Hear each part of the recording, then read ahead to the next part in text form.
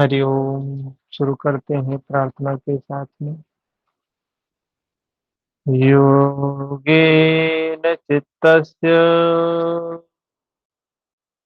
पदेन वाचा मलं शरीरस्य च वैद्यके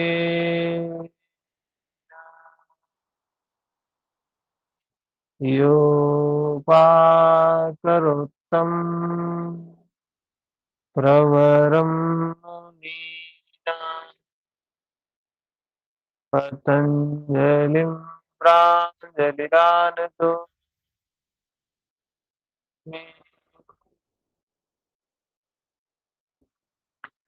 तपः स्वाध्याय ईश्वर प्रणिधानानि क्रियायोगः भैया मैं सूत्र पढ़ूं? समाधिः।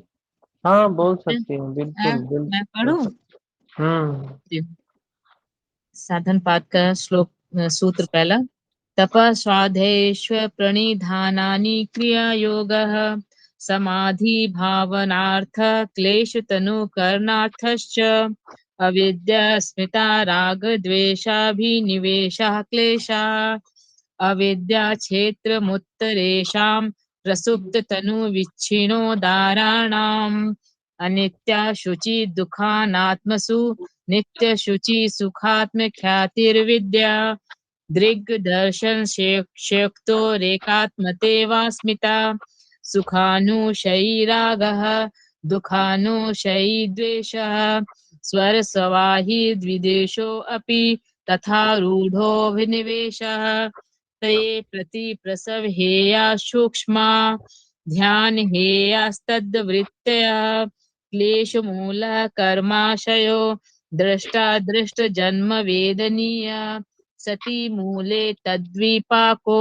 जात्यायुर्भोगः ते ह्लाद परिताप फला पुण्य पुण्य हेतुत्वात् परिणाम ताप संस्कार दुःखैर गुण वृत्ति विरोधाच दुःखमेव सर्वं विवेकिनः हेयं दुःखमनागतं द्रष्टे दृश्ययो संयोगो हेय हेतु प्रकाश क्रिया स्थितिशीलं भूतेन्द्रियात्मकं भोगापवर्गार्थं दृश्यं विशेषा विशेषलिंग मात्रा लिंगानि गुणपर्वाणि द्रष्टा दृशि मात्र शुद्धोऽपि प्रत्ययानुपश्य तदथ एव दृश्यस्यात्मा कृतार्थं प्रति नष्टमप्यनष्टं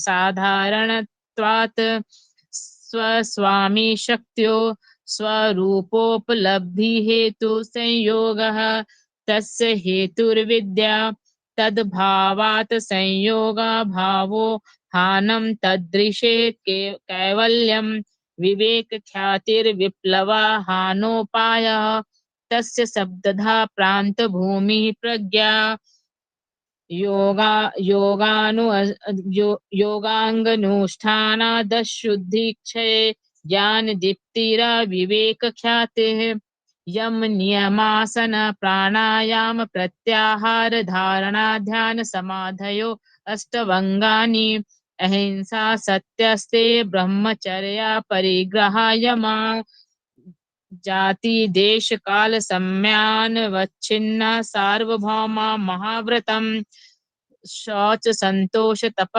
स्वाध्यायेश्वर प्रणिधानानि नियमा वितर्क वादने प्रतिपक्ष भावनम अहिंसा प्रतिष्ठायां तत्सन्निधौ वैरत्यागः सत्य प्रतिष्ठायां क्रियाफलाश्रयत्वम् अस्तेय प्रतिष्ठायां सर्वरत्नोपस्थानं ब्रह्मचर्य प्रतिष्ठायां वीर्यलाभ अपरिग्रह स्थैर्ये जन्म कथनता संबोध शौचा।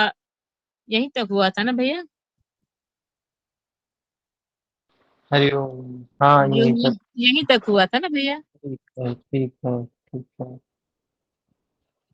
अपरिग्रह तक ही हुआ था ना? हाँ, यम हम लोगों ने देख लिया था। हम्म।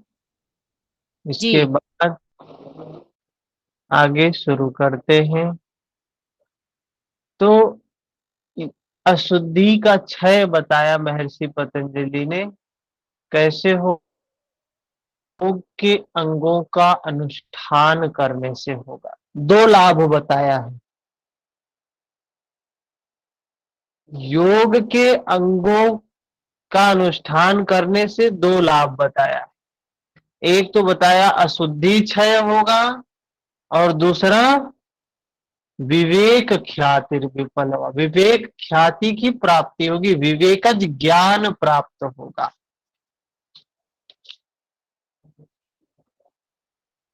विवेक ज्ञान और अशुद्धि का नाश। तो यम हमने देखा, अहिंसा, सत्य, अस्तेय, ब्रह्मचर्य, अपरिग्रह, यमा, इसके क्या क्या लाभ हैं इनको भी देखा। अहिंसा क्या है? तो चित्त में हिंसा की भावना नहीं होना, किसी को भी मनसा वाचा कर्मणा दुख ना देना। लेकिन उससे ऊपर हिंसा क्या है बताया, कि अपने चित्त का निर्मल करने का काम है हमारा। अगर उस काम को हम नहीं कर रहे हैं तो क्या है? यही क्या है? हिंसा है। उसी को कहा हिंसा। और सत्य का पालन करना, इस 3.5 हाथ की काया में जो भी अनुभूति हो उसको ही जानना सत्य है। अस्तेय बताया, चोरी का अभाव, ब्रह्मचर्य, ब्रह्म में विचरण करने की क्षमता को प्राप्त करना। क्या है? मैत्री, करुणा, मुदिता, उपेक्षा, ब्रह्म विहार जिसको कहा गया। साधना जी हरिओम। उसमें विचरण करना।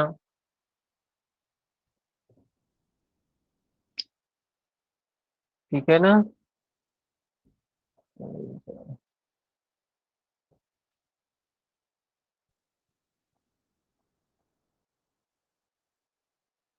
फिर इसके बाद ये यम बताए। यम के बाद बताने के बाद कुछ बात बताते हैं, जाति देश काल समयान वक्षिन्ना। अगर यम का पालन जाति देश काल समय इन 4 स्थानों पर किया जाए, सार्वभौमा महाव्रतम, सार्वभौमिक रूप से किया जाए,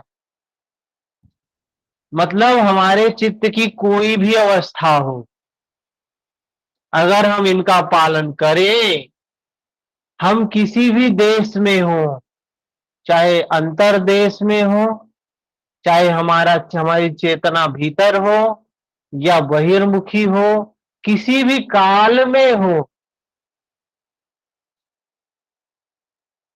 किसी भी समय हो, अगर इसका पालन हम कंटिन्यू कर रहे हैं तो इसको कहा महाव्रत है। इसके बाद नियम के बारे में बताया। तो यम के बारे में कुछ कहते हैं, ये सार्वभौमिक रूप से, अगर यम तो हमारा तो कल्याण करता ही करता है, अगर ये समाज के लोग भी शीलवंत हो जाएं, सारे समाज के लोग भी अहिंसा, सत्य, अस्तेय, ब्रह्मचर्य, परिग्रह का पालन करने लगे, तो हमारा समाज फिर से विश्व गुरु बन सकता है। विश्व गुरु अगर बनना है इसको, तो ये चीजें अपने अंदर होनी चाहिए ना। हम विश्व गुरु बनना चाहते हैं, हमारे अंदर ये चीज है ही नहीं, तो सबको ये धारण करना पड़ेगा। फिर क्या कह रहे हैं नियम के बारे में? नियम यह हमारे भीतर की बात है, अंतःकरण की बात है। देखिए एक चीज और है अष्टांग योग में, कि धीरे धीरे महर्षि पतंजलि सूक्ष्मता की ओर ले जाते हैं। यम थोड़ा सा बाहर की भी बात करता है, अंदर की ही बात है लेकिन बाहर की भी है। नियम थोड़ा सा और अंदर की बात, आसन और अंदर, प्राणायाम और अंदर। प्रत्याहार, धारणा, ध्यान, धीरे धीरे हम अंतर्मुखी होते जाते हैं, अंतर्मुखी होते जाते हैं। तो यहाँ बताते हैं नियम में, शौच, संतोष, तपः, स्वाध्याय, ईश्वर प्रणिधानानि नियमाः। 5 नियम है। क्या क्या है? शौच है, संतोष है, तप है, स्वाध्याय है, ईश्वर प्रणिधान। ये 5 नियम है। अब एक एक को इनको भी देख लेते हैं। शौच, तो शौच क्या होता है? शौच से तात्पर्य क्या है? शौच का मतलब है शुद्धि है। और शुद्धि किससे होती है? महर्षि पतंजलि ने बताया, योगांग अनुष्ठान अशुद्धि क्षय। अशुद्धि का क्षय किससे होता है महर्षि पतंजलि के अनुसार?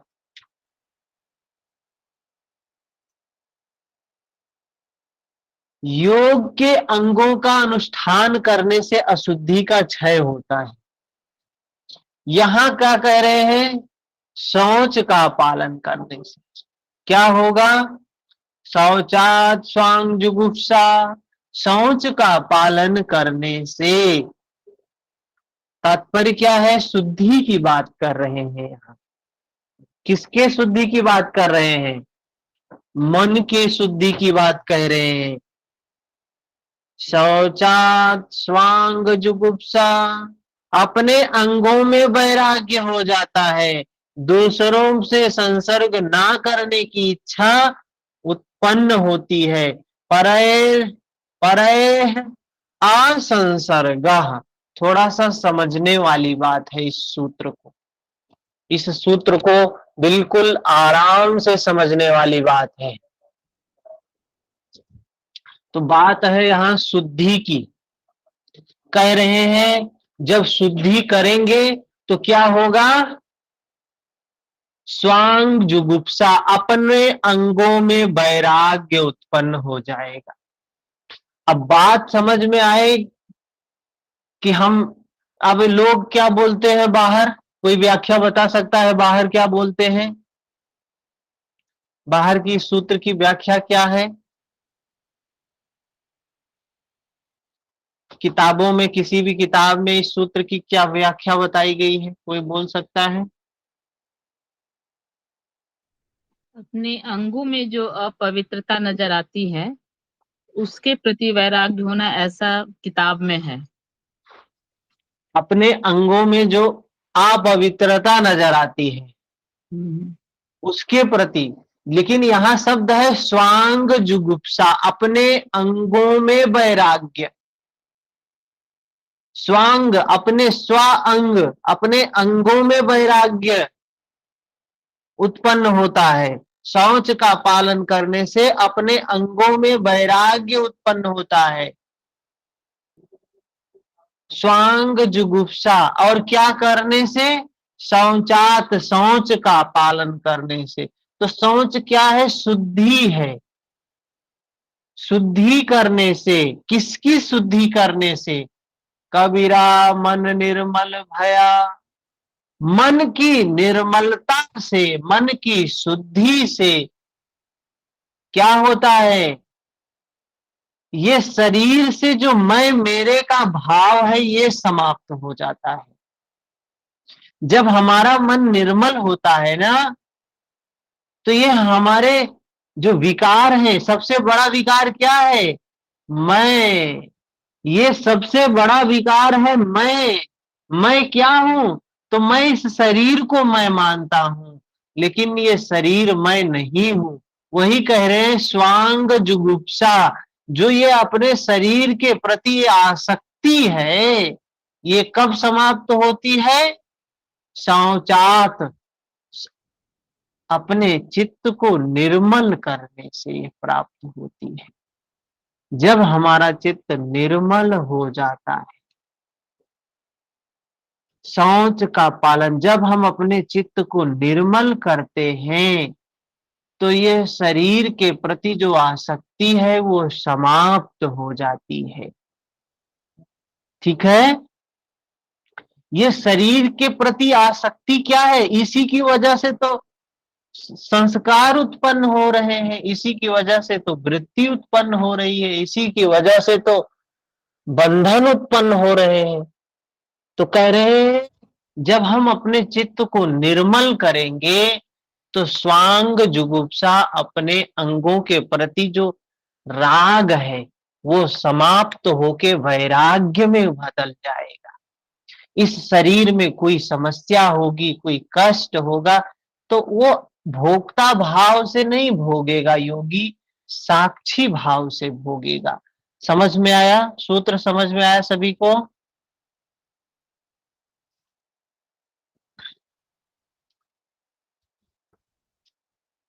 संभवी जी समझ में आ रहा है?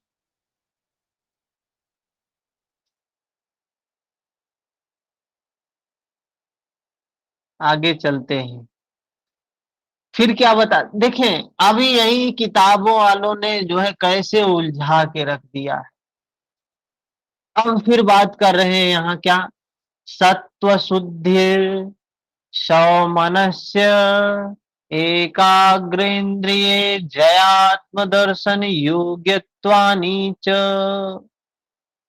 अब इसी में किताब वालों ने क्या कह दिया है, महर्षि कह रहे हैं पहले बाह्य शुद्धि करो फिर अंतः शुद्धि करो। बिल्कुल गलत, बिल्कुल गलत बात। बाह्य शुद्धि में क्या लोगों ने बताया, कहा जहां रहते हैं उन रूम की सफाई करो, जो कपड़ा पहनते हैं कपड़े की सफाई करो, शरीर की सफाई करो। अरे शरीर को चमकाते हैं तो और शरीर के प्रति आसक्ति आती है वही सर, नहाना धोना वॉशरूम जाना बस यही बताते और हैं। अहम पुष्ट होता है। जब शरीर पे खूब बढ़िया ये आर्टिफिशियल थिंग्स का प्रयोग करते हैं, शरीर को अच्छा बनाते हैं, सुंदर बनाते हैं, वैराग्य और राग उत्पन्न हो जाता है शरीर के प्रति। एक पिंपल भी निकल जाए चेहरे पे तो बहुत बुरा लगता है। यहाँ महर्षि कह रहे हैं कि सफाई करो तो जो है शरीर के प्रति वैराग्य हो जाएगा। तो उल्टा हो रहा है समाज में, तो सफाई करते हैं और राग बढ़ता है। तो यहाँ चित्त की सफाई की बात कही है, और चित्त की जब सफाई करेंगे तो शरीर के प्रति वैराग्य होगा। उसके बाद की अवस्था का वर्णन कर रहे, अभी यही विद्वानों के द्वारा, बौद्धिक विद्वानों के द्वारा, पांडित्य जो पूर्ण लोग हैं उनके द्वारा ये बता दिया गया कि पहले बहिर्शुद्धि बताया फिर अंतः शुद्धि बताया। नहीं, बहिर् शुद्धि की बात कहीं नहीं कर रहे हैं, वो अंतः शुद्धि की ही बात की है, चित्त की ही शुद्धि की बात की है। लेकिन शुद्ध करने के बाद कुछ होगा ना, वैराग्य होगा, तो क्या बस यही समाप्ति हो गई? नहीं, इससे आगे बढ़ेंगे ना। जैसे पीछे बताया था, वैराग्य बताया ना, एक वैराग्य बताया क्या, दृष्टानुश्रविक विषय भी तृष्ण से वशीकार संज्ञा वैराग्य, देखे सुने हुए विषयों के प्रति तृष्णा रहित हो जाना, एक वैराग्य। उसके बाद प्रकृति के गुणों के प्रति तृष्णा रहित होना, दूसरे उच्च कोटि का वैराग्य। ऐसे यहां भी बात कर रहे हैं कि जब हम चित्त को निर्मल करेंगे ना, तो निर्मलता का उपाय भी तो बताया है महर्षि पतंजलि ने, क्या है, वैराग्य ही। कैसे बताया, वितर्क विचार आनंद अस्मिता अनुगमात संप्रज्ञात, यही प्रक्रिया है शुद्धि की।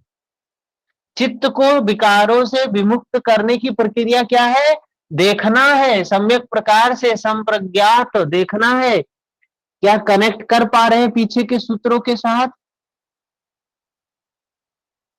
पीछे के सूत्रों के साथ कनेक्ट कर पा रहे हैं? पहले पाद के साथ इसको संपर्क लिंक कर रहे हैं कि शुद्धि की ही बात की है। तो प्रक्रिया क्या बताया, वितर्क विचार आनंद अस्मितानुगमात, इस तरीके से संप्रज्ञात में देखने से धीरे धीरे शुद्धि होती है। तो फिर बताया शुद्धि से क्या होगा, तो वहां बताया था क्या, पहले पाद में दृष्टानुश्रविक विषय वितृष्ण से वशीकार संज्ञा वैराग्य। यहाँ क्या कह रहे हैं, स्वांग जुगुप्सा पर संसर्गा, अपने अंगों के प्रति वैराग्य हो जाएगा और दूसरों के अंगों के प्रति भी होगा। जब अपने अंगों के प्रति वैराग्य हो गया तो दूसरे के भी हो जाएगा। इसके बाद की अवस्था का वर्णन करते हैं, क्या कहते हैं? सत्व शुद्धिर। अब क्या बताया? सत्व शुद्धिर मतलब, सत्व का मतलब क्या है? अंतःकरण की बात कह रहे हैं, मतलब चित्त की बात कह रहे हैं। चित्त अब क्या हो गया? शुद्ध हो गया। सौमनस्य, मन सौमनस्य मतलब मन सुंदर हो गया, मन निर्मल हो गया। पहले में करने के लिए कहा, पहले में क्या कहा? शौचात, शुद्धि करो। जब शुद्धि करोगे तो अपने अंगों के प्रति वैराग्य होगा। अब कह रहे हैं शुद्धि हो गई, चित्त की शुद्धि हो गई, मन सुंदर हो गया, और क्या हुआ? सौमनस एकाग्र इंद्रिय, और चित्त में एकाग्रता आ गई। सत्वगुण, सत्वगुण के कारण चित्त शुद्ध हो गया, एकाग्रता आ गई, मन में प्रसन्नता आ गई। इसके बाद क्या बताया है? इंद्रियों का जयात्म दर्शन, इंद्रियों पर नियंत्रण हो गया, इंद्रियों पर नियंत्रण हो गया। फिर जयात्म दर्शन, आत्म दर्शन, स्व का दर्शन हो जाएगा, आत्म का दर्शन। आत्मा नहीं लिखा है यहां, आत्म दर्शन। आत्म दर्शन मतलब स्व का दर्शन, स्व मतलब मैं, स्व का दर्शन मतलब मैं। आत्म दर्शन की योग्यता आ जाती है, योग्यत्वानि च, ये योग्यता भी आ जाती है। सूत्र ही समझना है, सूत्र के एक एक शब्दों को समझना है। 40 नंबर में शौच का बताया कि शौच का अभ्यास करने से अपने शरीर के प्रति जो आसक्ति है ये समाप्त हो जाती है। जब अपने शरीर के प्रति आसक्ति नहीं रह गई तो किसी दूसरे के शरीर के प्रति आसक्ति क्यों रह जाएगी? दूसरा बताया, उसके बाद सत्व शुद्धिर सौमनस्य। अब जब आसक्ति समाप्त होगी तो क्या होगा? चित्त निर्मल हो जाएगा, मन सुंदर हो जाएगा, चित्त में एकाग्रता आ जाएगी, इंद्रियों पर नियंत्रण आ जाएगा, उसके साथ साथ स्व का दर्शन हो जाएगा। जयात्म दर्शन, आत्म दर्शन की बात की है महर्षि पतंजलि ने। आत्म मतलब मैं का दर्शन हो जाएगा। मैं के दर्शन की बात महर्षि पतंजलि ने पहले पाद में क्या बताया? वितर्क का दर्शन करो संप्रज्ञात, विचार का संप्रज्ञात, फिर आनंद को संप्रज्ञात। इसके बाद बताया अस्मिता। अस्मिता मतलब क्या होता है? मैं का भाव। कहते हैं ये अवस्था आती है, किससे आती है? वैराग्य से आती है। और बताया 40 नंबर में क्या हो जाएगा? ये वैराग्य पुष्ट होगा जब हम चित्त को निर्मल करेंगे। तो ये योग्यता, अपने आप को देखने की योग्यता, अपने आप को स्वाध्याय, स्वाध्ययन क्या बताया गया है? तपस स्वाध्याय जो बताया गया है यही है स्वाध्याय। आत्म दर्शन, हम अपने आप को देखें, मैं कौन हूं, कौन नहीं हूं, इसको जानने की प्रक्रिया ही स्वाध्याय है। तो कह रहे हैं वो क्षमता आ जाएगी, स्वाध्याय करने की क्षमता आ जाएगी। समझ में आया? सोच की बात समझ में आई? अशोक जी समझ में आ गया?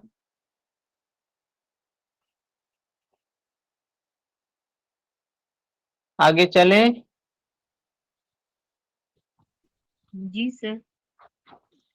इसके बाद सोच संतोष की बात करते हैं। संतोष क्या है? संतोष क्या है? कोई बता सकता है संतोष क्या है?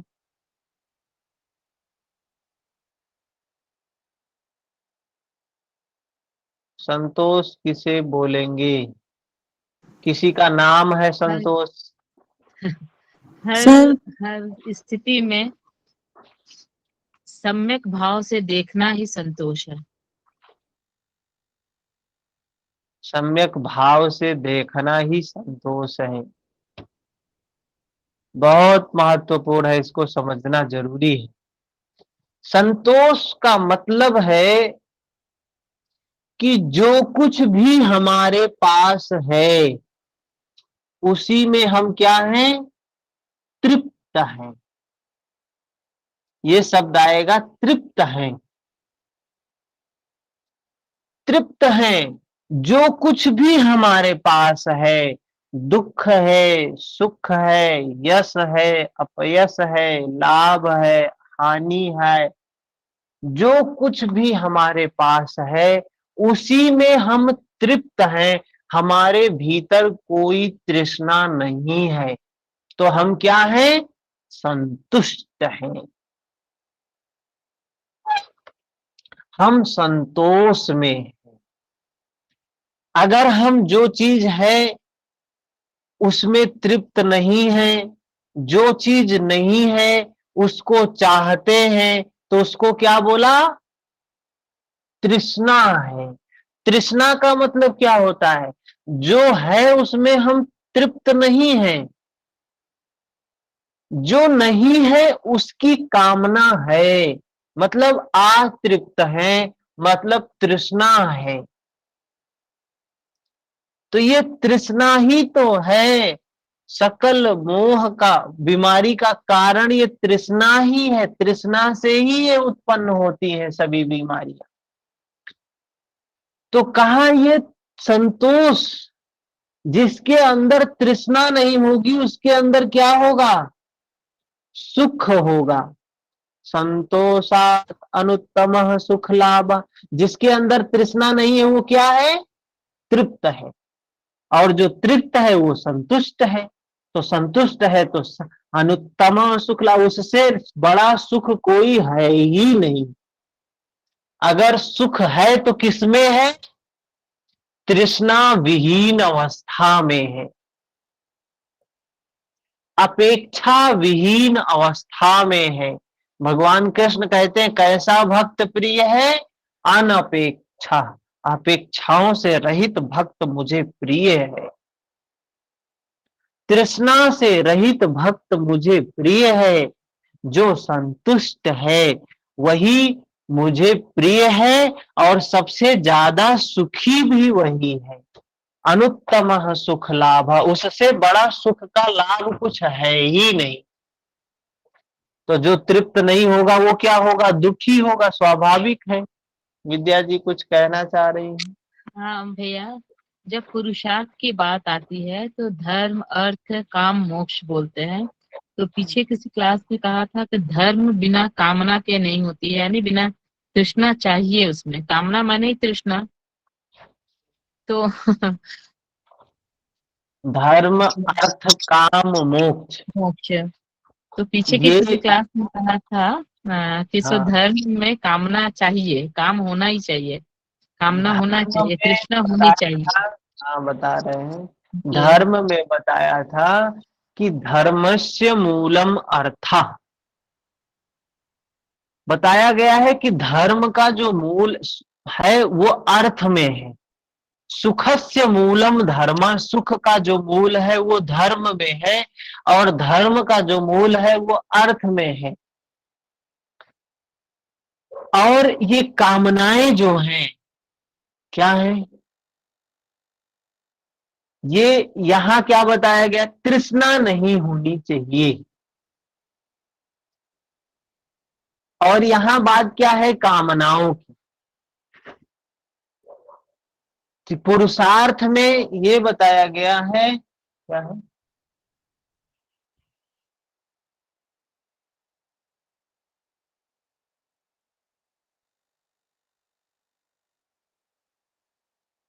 हाँ एक, तो क्या बताया गया कि धर्म अर्थ काम मोक्ष, ये पुरुष के चार अर्थ हैं, पुरुषार्थ जिसको कहा गया है। लेकिन अंतिम क्या है, मोक्ष है। और यहां अंतिम की ओर आगे बढ़ने के लिए बता रहे हैं ना, चित्त को विकारों से विमुक्त करना है, निर्मल करना है। तो बताया क्या है, शौच, शुद्धि करने की बात कही। इसके बाद संतोष, शुद्धि करने के बाद जब शुद्धि हो गया, चित्त सत्व शुद्धि हो गई, अब चित्त में विकार नहीं है। ये विकार क्यों आते हैं? विकार कामनाओं से ही आते हैं, तृष्णा से आते हैं। अब हम कामनाओं से ऊपर उठ गए, कामना से ऊपर उठ गए, मोक्ष की तरफ उठ गए, तो फिर कामनाओं की पूर्ति के बाद हमें संतोष होना चाहिए। अगर कामनाओं में ही उलझे रह गए हम, यही होता है जीवन पर्यंत, बचपन से लेकर मृत्यु तक हम कामनाओं में ही उलझे रहते हैं, हमेशा कामनाएं ही कामनाएं। ये पूरा हो जाए, वो हो जाए, भगवान ये कर दो, भगवान वो कर दो, ऐसा कर दो, वैसा कर दो, यही करते रहते हैं जीवन पर्यंत। तो कामनाओं से तो हम मुक्त ही नहीं हुए, और मुक्ति तो कामनाओं से ही है ना।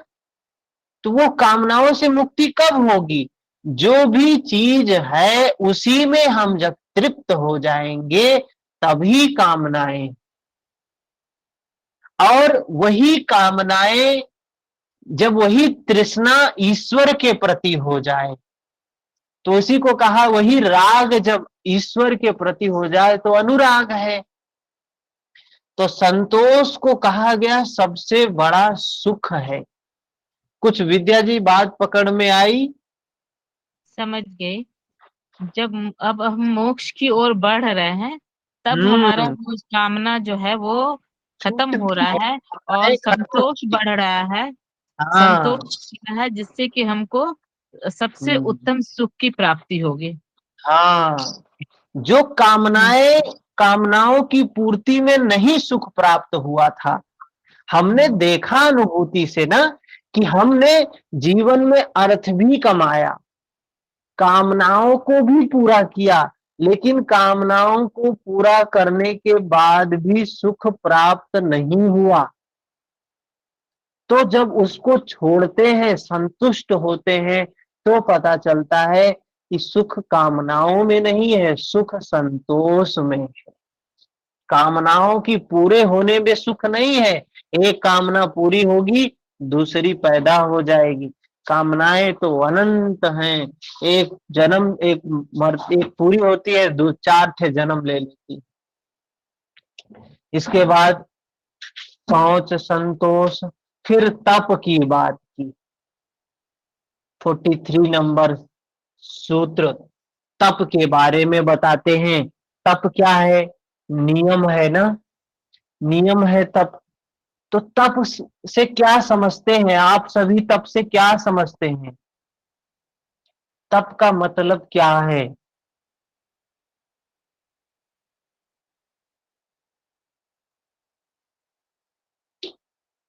पता है किसी को तप का मतलब? कह रहे तपस्या कर रहे हैं। कंटिन्यूटी। हम्म, जो काम कर रहे हैं वो कंटिन्यूटी रहेगा उसमें। तप जैसे बोलते हैं ना कि तप कर रहे हैं, तपस्या कर रहे हैं, या तपा रहे हैं अपने आप को, खूब तपा रहे हैं अपने आप को। अपने इंद्रियों को अपने वश में करना। हाँ, शुद्ध रूप में तो यही है। तप का मतलब क्या है? पुरुषार्थ। तप का मतलब क्या है? परिश्रम। तप का मतलब है वीर्य। तप का मतलब है मेहनत। जो भी काम हमें करना है उसके लिए हम उद्यत हैं, उसके लिए हम प्रवृत्त हैं। अर्जुन को भगवान कृष्ण ने क्या कहा? तू नपुंसकता को मत प्राप्त हो। क्यों कहा? क्योंकि वो तप नहीं कर रहा, उसका काम था कि अपने विकारों को नष्ट करे। वो अपने विकारों को नष्ट नहीं कर रहा था, उससे पीछे हट रहा था। तो कहे ये क्या कर रहा है? तो अपने पुरुषार्थ को साध नहीं रहा है। तप करना मतलब आपका जो वर्ण है, आपके अंदर जो योग्यता है, उस योग्यता के अनुसार आप कर्म नहीं कर रहे हैं तो तप नहीं कर रहे हैं। अब लोग तप के नाम पे बहुत से लोग क्या करते हैं, ऐसे एक दिन यूट्यूब पे देख रहा था, एक कोई बाबा था, वो अपने चारों तरफ, जैसे हम लोगों के यहाँ गांव में भौरी बनती है, जो यूपी बिहार से होंगे जानते होंगे, वो लिट्टी बनती है भौरी, गोईठा होता है, कंडी होती है, उस पे आग पे रख के बनता। ऐसे ही बड़े बड़े से वो अग्नि जला के चारों कोनों पे बीच में बैठा हुआ था घी पोत के। वो भी बेचारा तप ही कर रहा है अपने समझ से, अपने समझ से तो तप ही कर रहा है, लेकिन बेहोशी में है। महर्षि पतंजलि, भगवान कृष्ण, भगवान बुद्ध, भगवान महावीर, सारे लोग चित्त को निर्मल करने के लिए कह रहे हैं और वो शरीर को तपा रहा है। तो कहा ये चित्त को निर्मल करने का काम बड़ा कठिन है, बड़ा पुरुषार्थ का काम है। चित्त को विकारों से विमुक्त करना, मन को अपने बस में करना, इंद्रियों को अपने बस में करना बड़ा कठिन काम है। ये करना ही तप है। तप करने से क्या होगा तो बताते हैं उसका लाभ। महर्षि पतंजलि बताते हैं, कायेन्द्रिय सिद्धि अशुद्धि क्षया तपसः। जब हम तप करेंगे तो कायेन्द्रिय सिद्धिर अशुद्धि क्षया तपसः, तो किसकी किसकी सिद्धि होगी तो कहा काया की सिद्धि होगी, काया कल्प हो जाएगा, और इंद्रियों की सिद्धि होगी, इंद्रियां भी अपने नियंत्रण में आ जाएंगी। तपने से होगा ये। अच्छा, ये बीमारी क्यों आती है, काया पर कोई बीमारी क्यों आती है? मन से जब वो ओवरफ्लो होता है, सबसे पहले कोई बीमारी मन में आती है। हमारे जितनी भी बीमारियां हैं सबसे पहले हमारे मन में उत्पन्न होती हैं, मन से शरीर पर आती है। जब मन को हमने निर्मल कर लिया तो शरीर भी निर्मल होना स्वाभाविक है। तो कह रहे हैं कायेन्द्रिय सिद्धि, काया और इंद्रिय की सिद्धि हो जाती है।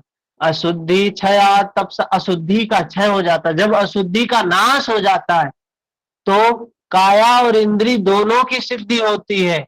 लेकिन आज तप का तात्पर्य काया की सिद्धि से रह गया है।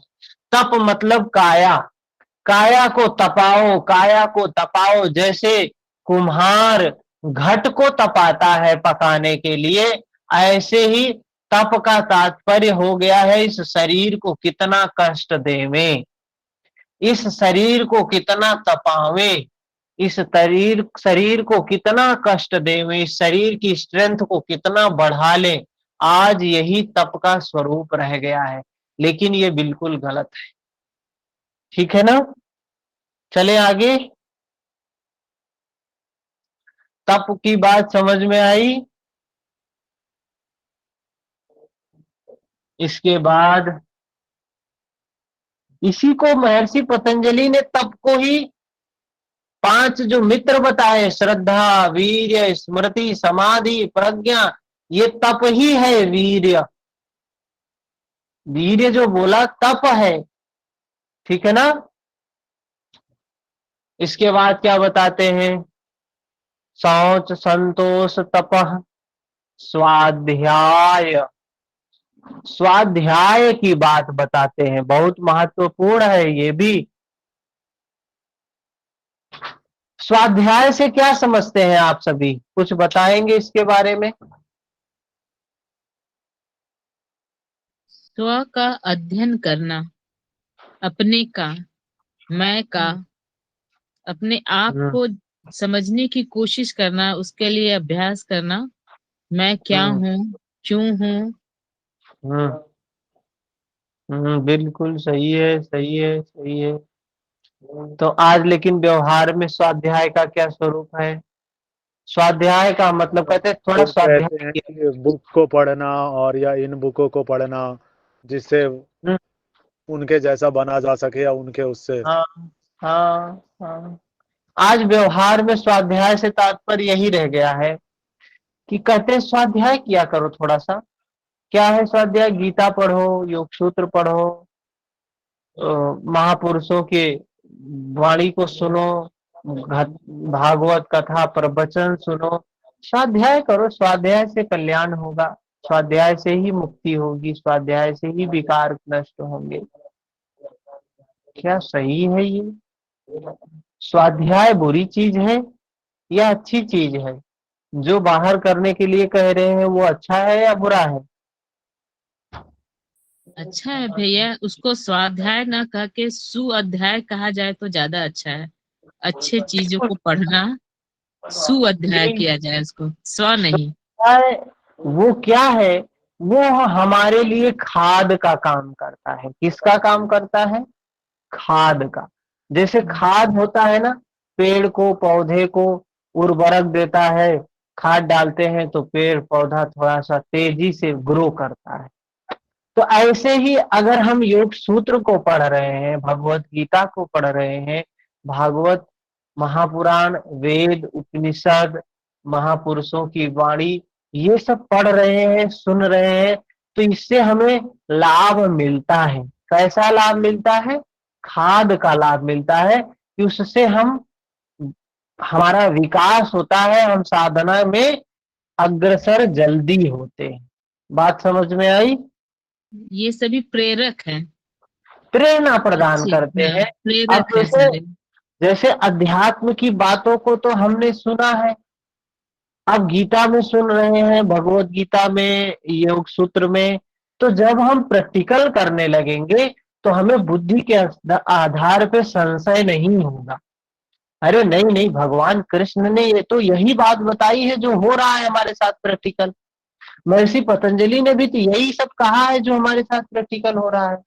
तो व्यक्ति क्या नहीं होगा? संशय में नहीं पड़ेगा, प्रमाद में नहीं पड़ेगा, आलस्य में नहीं पड़ेगा, भ्रम में नहीं पड़ेगा। जो विघ्न आते हैं, व्याधि, त्यान, संशय, प्रमाद, आलस्य, अविरति, भ्रांति दर्शन, भ्रांति दर्शन नहीं होगा तो क्या हो जाएगा? ये विघ्न, कुछ विघ्न इसी से नष्ट हो जाएंगे, श्रुत ज्ञान से, पढ़ने से। तो ये भी स्वाध्याय है, लेकिन सही मायने में स्वाध्याय क्या है? जिससे कल्याण होगा, जिससे कह रहे हैं देवता संप्रयोग, स्वाध्यायादिष्ट देवता संप्रयोग, कह रहे हैं स्वाध्याय से इष्ट देवता संप्रयोग, इष्ट देवता की भली भांति प्राप्ति हो जाती है। वो इष्ट देवता क्या है?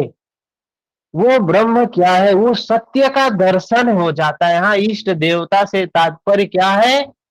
सत्य का दर्शन होता है। स्वाध्याय जब हम संप्रज्ञात करना शुरू करते हैं या भगवान कृष्ण की वाणी से समझे तो कहते हैं देखने से। जब हम देखना शुरू करते हैं, दृष्टा भाव में देखना शुरू करते हैं, तो क्या होता है? तो हमें सत्य का दर्शन होने लगता है, सत्य दिखाई देने लगता है। और सत्य ही ईश्वर है, सत्य ही परमेश्वर है। वही कह रहे हैं स्वाध्यायादिष्ट देवता संप्रयोगा। वो स्वाध्याय करने से उस इष्ट देव का, सत्य का, परम सत्य का दर्शन होता है। ठीक है, आगे चले।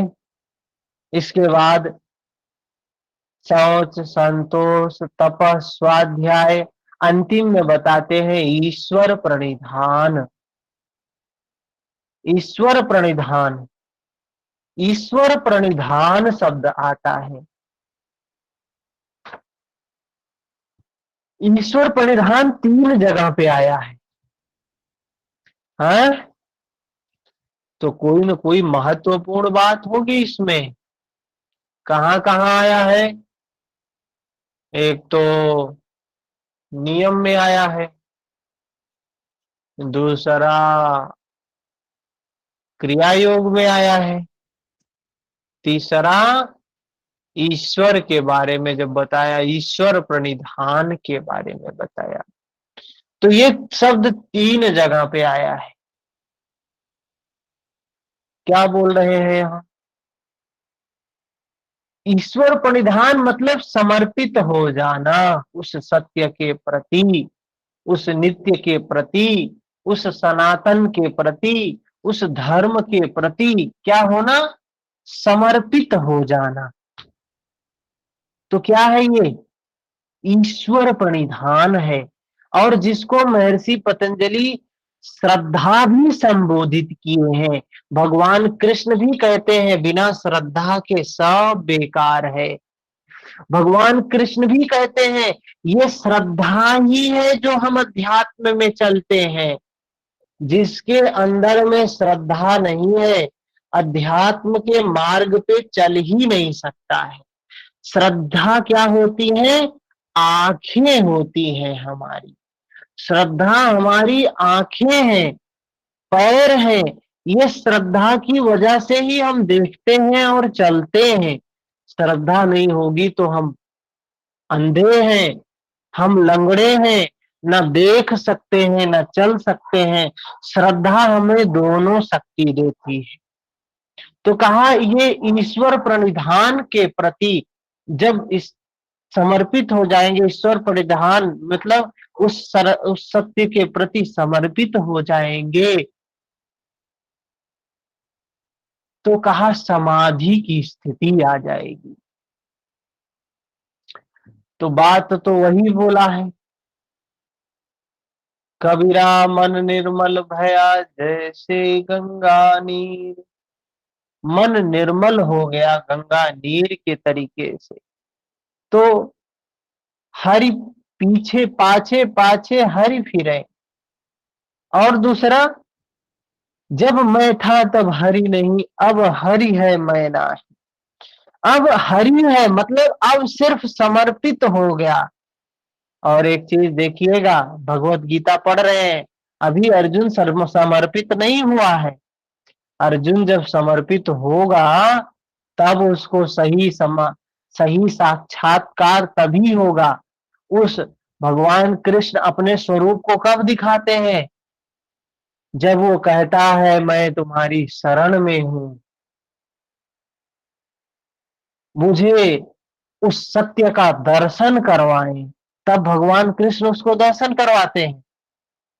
तो कह रहे ये ईश्वर प्रणिधान के बिना, उस समर्पण के बिना सत्य का दर्शन नहीं हो सकता है। कोई व्यक्ति सोचे हम चालाकी से दर्शन कर लेंगे, तो वो दर्शन ऐसा नहीं है जो स्थूल आंखों से हो सके, वो दर्शन अंतर प्रज्ञा से होने वाला है। तो कह रहे हैं समाधि की स्थिति आ जाती है। जब वो समर्पण होता है, ईश्वर परिधान होता है, तो कौन सी स्थिति आती है? समाधि की।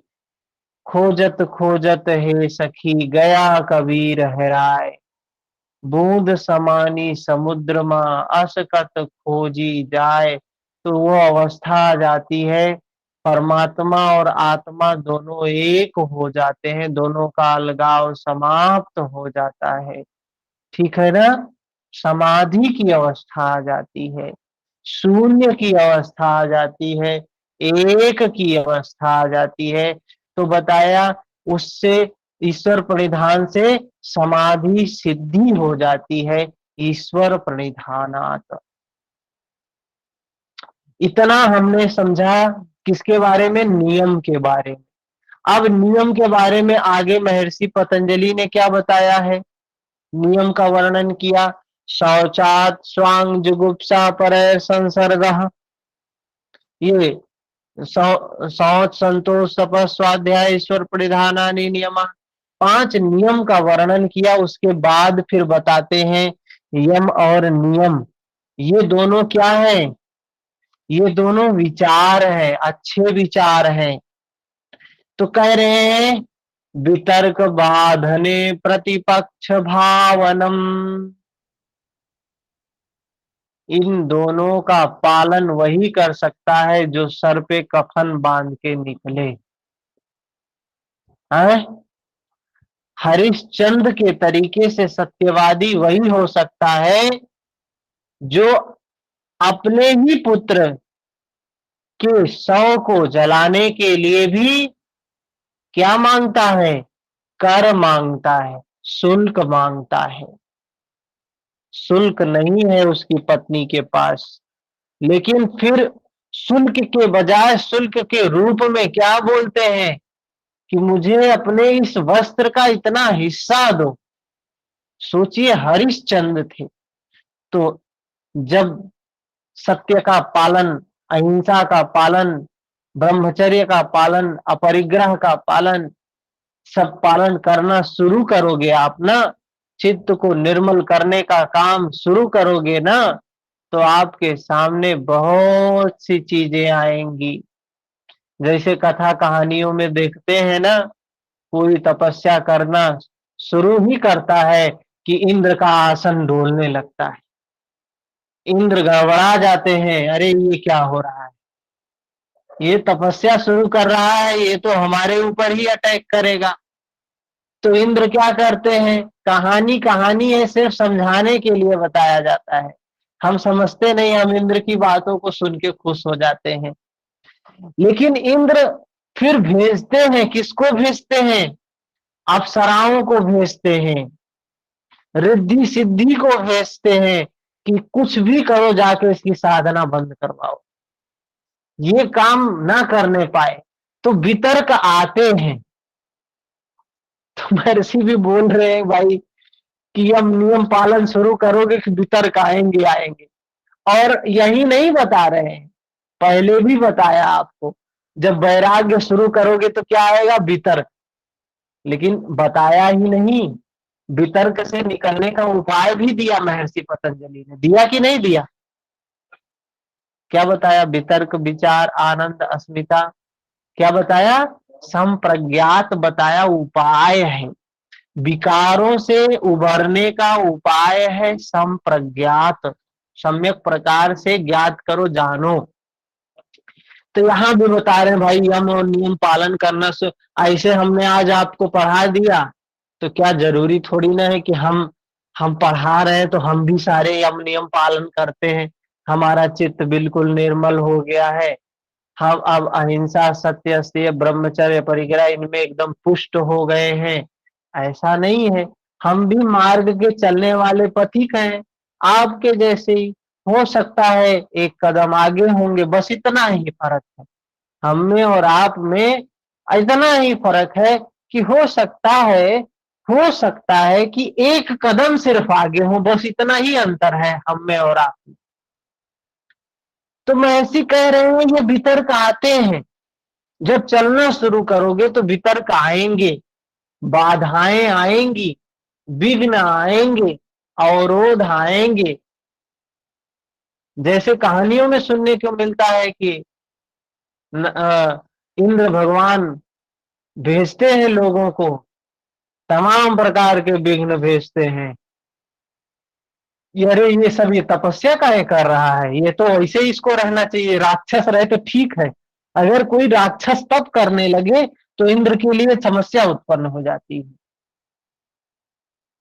यहां तक कोई ऋषि मुनि भी अगर उच्च अवस्था को प्राप्त होने वाले रहता है तो भी इंद्र को समस्या होने लगती है।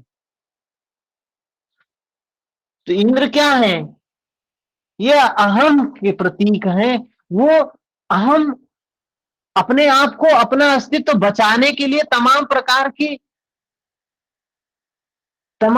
की सुविधाएं देने लगता है, तमाम प्रकार के विघ्न आपके सामने उत्पन्न करता है। लेकिन इन सब से बचना है ना, योग क्या है? इन सब से बचना है ना, यही तो योग है। तो क्या बताया? वितर्क बाधने प्रतिपक्ष भावनम। जब वितर्क आए तो क्या करना है? पक्ष भावनम नहीं करना है, प्रतिपक्ष भावनम करना है। वितर्क बाधने प्रतिपक्ष भावनम, कह रहे प्रतिपक्ष भावनम करना। भावन का मतलब क्या होता है? भावन का मतलब अनुभव करना है। भावन का मतलब अनुभव करना है। क्या अनुभव करना है?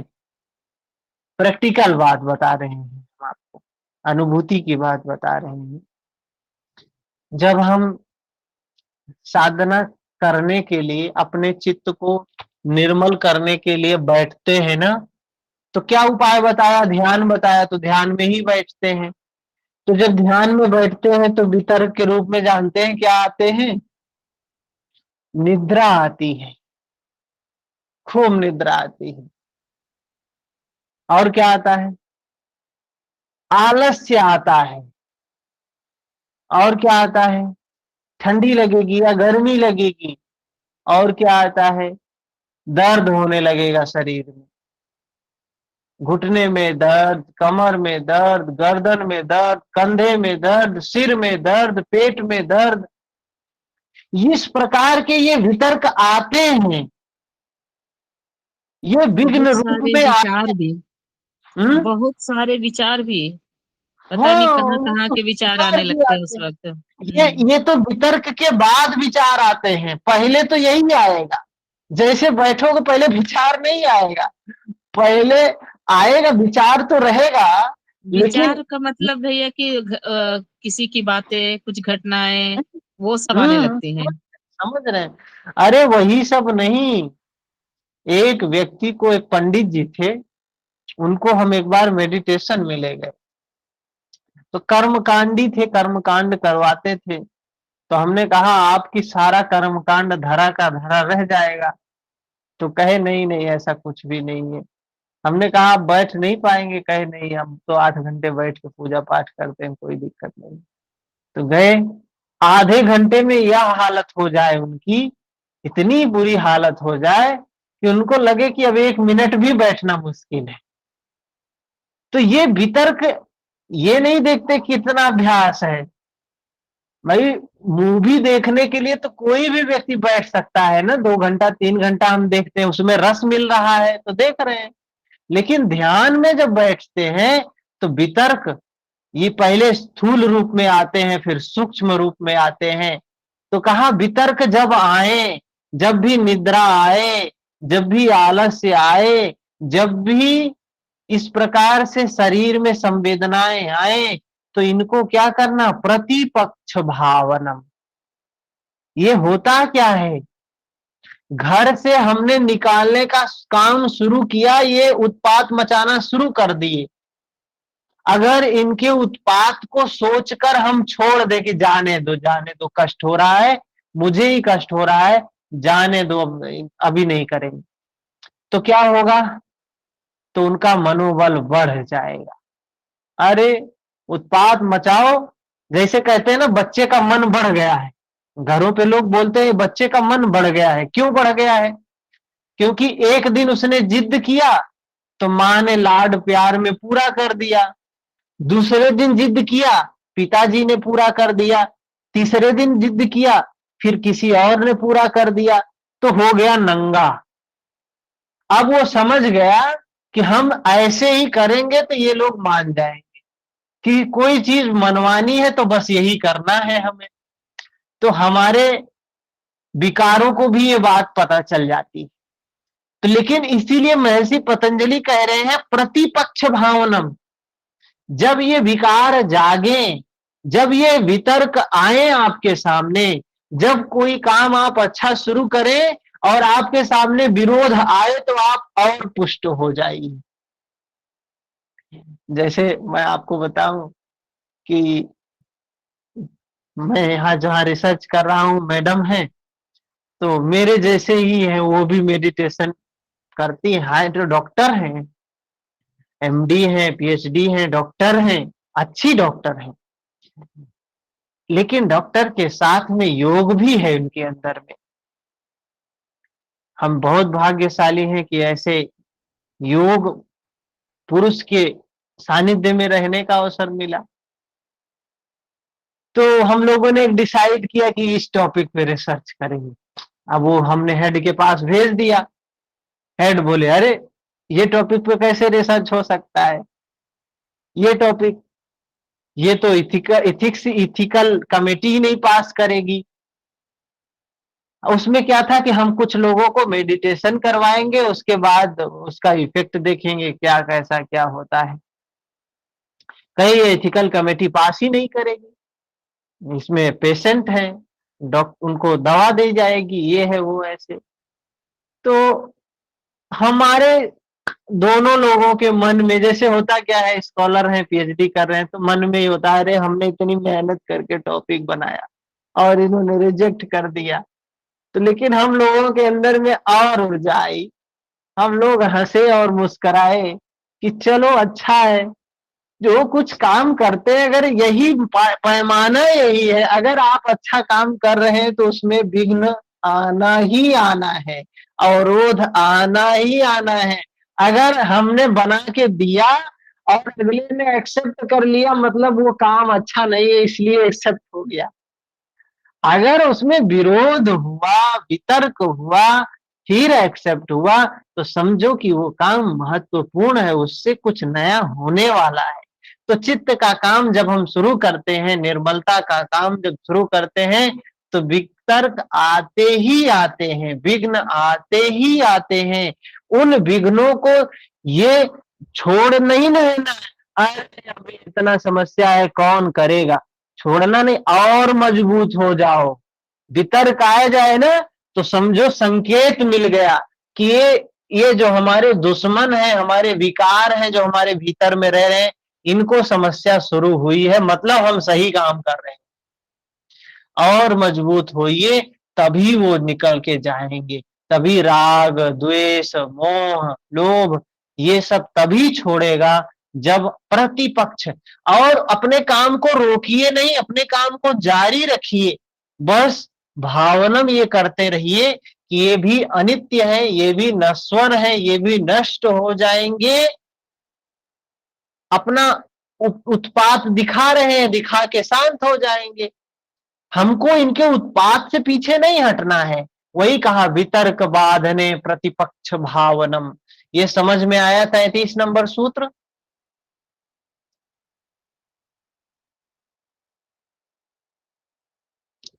जी सर, क्लियर। जी। ठीक है, तो कल सुबह में मिलते हैं भगवत गीता के लिए। हरिओम, शुभ रात्रि।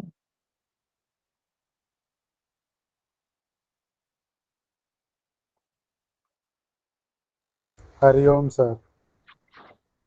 हरिओम शांभवी जी, गुलशन जी, हरिओम। दीपाली जी, विद्या जी, हरिओम।